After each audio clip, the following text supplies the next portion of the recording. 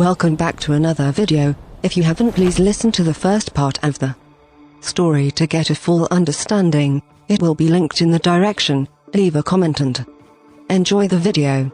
My grandfather committed suicide in 2019. I translated his diary and found out what he was hiding from us since all the way back in 1958. This is his story. The entry from December 21st is followed by several empty pages. This is what follows. Unknown date, 1958. If you find this, please get off the mountain. You may not make it, but if you do, take this diary and bring it to Armor Command, to the KGB, to anyone that will listen. They need to know what happened here. My heart sank when I heard the order consigning me to level 5. It took a second to truly hit me, the reality slowly settling in my mind. Sergei. It had to be him. He had remembered my inquiry into Yuri's fate, and had made sure, either from cruelty or from some twisted sense of justice, that I would share my friend's fate. Whatever it was. But there was nothing I could do now. I left for level 5 immediately.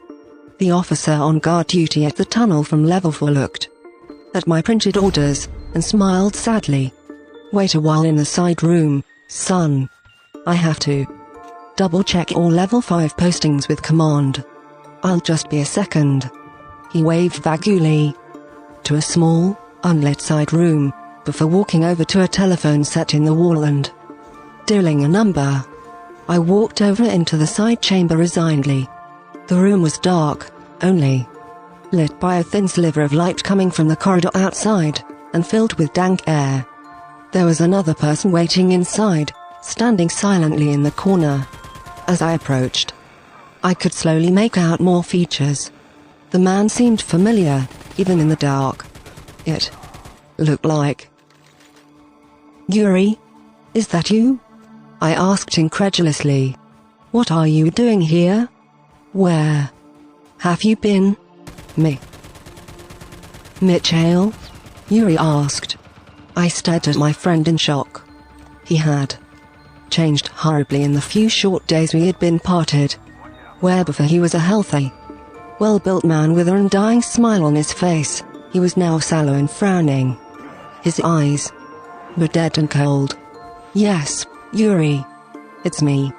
Are you alright? Have you been discharged from level 5? You have been. I didn't get another word out. Yuri darted forward, slamming into me, one forearm pinning my neck to the wall. He thrust his face right in front of mine. Where are you going, Mitchell? He hissed in a sharp whisper. Have you been posted to level 5? Why yes. Sergei sent me here as punishment for asking about you. Yuri swore beneath his breath. Fuck. Listen to me, Mitchell. Don't listen to the screaming. Whatever you do, don't listen to it. If you can't take it anymore, do whatever you have to. Just get out of there. Fake an illness. Insult the officer and get taken to the prison wing. Whatever you need. Just get out of there. There was a cough from the door. The officer stood there, uncertain as to what was happening. You have been cleared for level 5. Private Sidorov. He began tentatively. Yuri backed away from me. Remember, Mitchell. Remember what I told you. Then he swept out of the room and out of sight. Everything all right, Private? The officer asked. Something the matter? No, sir. I answered. Finally, Yuri's cryptic warning still swirling through my head. Just talking with my friend. I walked past him, into the thick iron door separating me from level 5. It slit open slowly, revealing the room I was to guard until I was relieved. And the screaming hit me.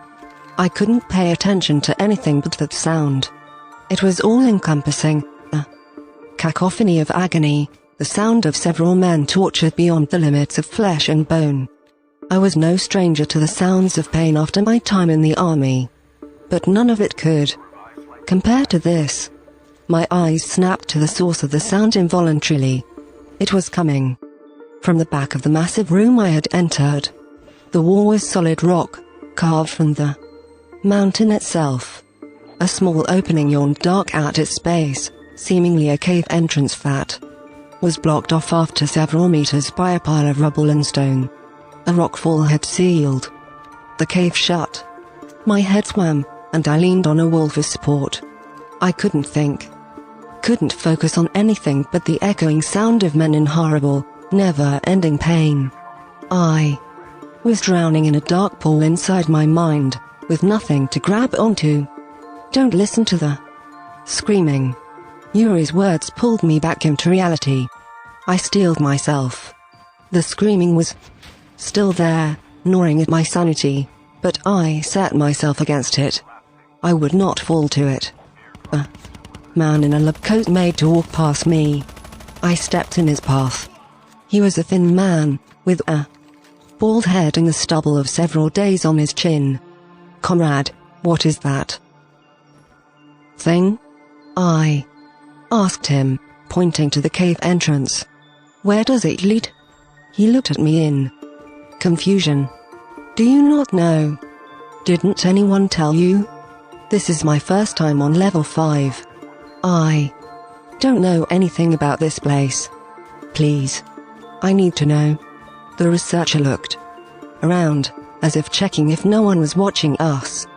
Then he stepped in close to me. "There used to be a huge cave system beneath this mountain," he said, his voice low. "The local tribe would report strange noises coming out of it, and every now and then, people would disappear while on the mountain. So he sent a small unit of 5 to check the tunnels.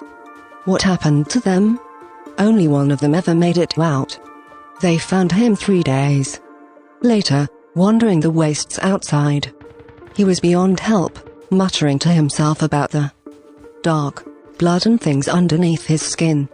When another unit went to find his comrades, they got all the way down here, and found the cave in. It seems the man blew a grenade while escaping, and caused a rockfall that sealed the end of the caverns off. And the men inside? The men inside have been screaming ever since this place was found. Not a second of silence in 5 years. The man stepped away from me and hurried away, obviously not wishing to continue talking. I swallowed nervously, my mouth suddenly dry, and my throat tight. "So glad you could join us today, Private," came a voice from next to me. I turned, and came face to face with Commander Sergei Dyaltov.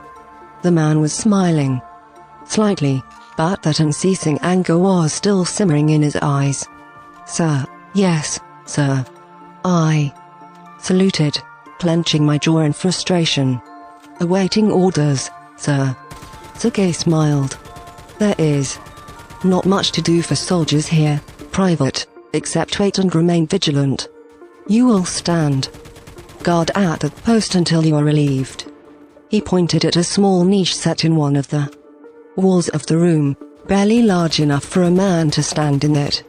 "Sir." "Yes, sir," I answered, gritting my teeth. I walked over to my post, and stood to attention in it. The screaming was still hammering at my ears and tearing at my mind. There were no words to it, and no halt, not even for those screaming to take a breath. There was no way it could have been so loud through the rock cutting us off from the men, if it even was men, but somehow it was, drowning out everything else. I looked around the room to try and preoccupy myself with something else. It was a massive hallway, dozens of meters long and almost as many deep. There were many niches similar to mine around the walls, some occupied by dead-eyed soldiers, many others empty. The center of the room was filled with desks and elaborate equipment manned by researchers and scientists.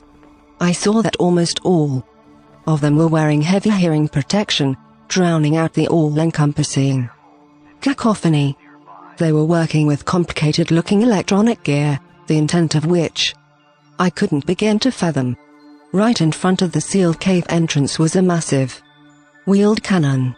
It was loaded and ready to fire, aiming straight at the pile of rubble, separating us from whatever was inside there.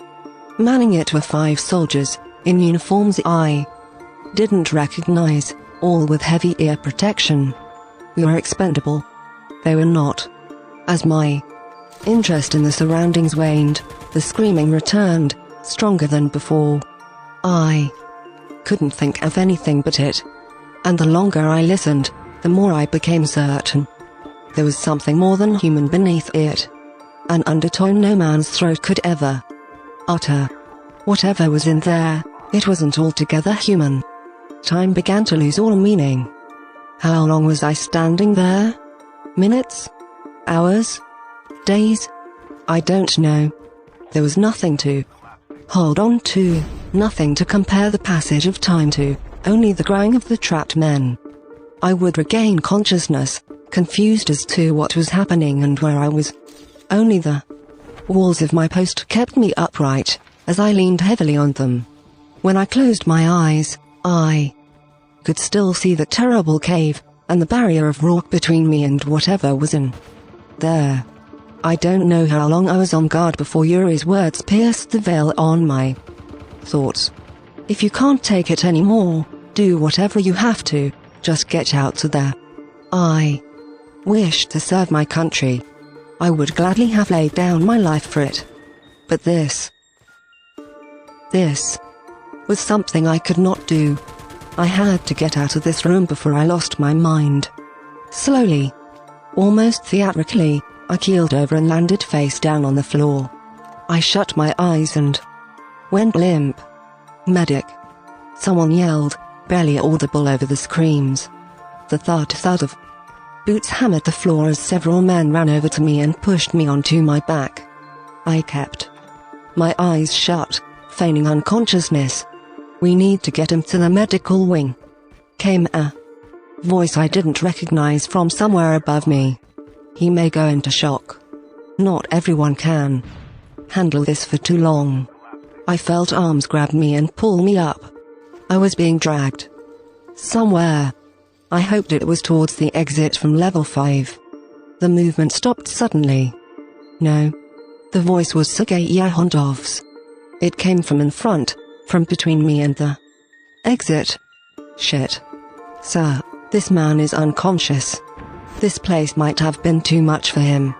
We need to get him to a no, comrade. This man is here as a disciplinary measure. And here he will stay till he awakens. Take him to the prison room and put him in a cell. He will be safe there till he awakens. Send for a medic to check him if you wish. But sir, that is an order, private. Understood, sir." I was being dragged again, but in a different direction. Panic rose within me. Not only would I remain on level 5, but I would be trapped in a prison cell, at the mercy of Commander Dyaltov and his twisted sense of justice. But if I woke, he might guess I was only acting. If service on level 5 was his punishment for asking about Yuri, I didn't want to find out what the price for this would be. I was laid down on a cold stone slab. An iron door slammed somewhere nearby. Then there was silence, broken only by the wailing of level 5. Time began to slip past me again. Minutes blended into hours. There was only the sound from outside. Suddenly, I was pulled back into reality. It took me a second to realize what had broken me out of my horrifying trance. Silence. Absolute silence. The screaming had stopped. There was a second of nothingness, as the world drew its breath. Klaxons and sirens wailed outside the door of my cell. The thump of boots echoed through the halls as soldiers took up positions. I leapt up, running over to the solid metal door of my room, beating on it with my fists. "Let me out! Let me out! Damn you all!" There was no answer. Someone screamed in level 5, the same inhuman screech that had before come from within the cave. Except now, it was closer. More immediate. In the room outside. There was a gunshot. Then another, and then a whole salvo. The ground shook as the massive cannon I had seen discharged a single time. The screaming grew in volume as more men joined in. But never more than a handful. One cry would die down in a wet gurgle, only for another to take its place. I backed away from the door and fell to the ground, hands clenched on my ears. Something heavy hit the door. A red puddle began spreading from beneath it. There was a crash of steel from outside, the agonized wail of heavy doors being ripped off their axis. The screaming grew distant, spreading upward through the facility. And silence fell on Level 5. I have been here since then. I cannot open the cell door from inside. As far as I can tell, days have passed. Thirst and hunger torment me, but I have to hold on. In case I am ever rescued, I have to warn someone. I have to warn them about what happened on Level 5.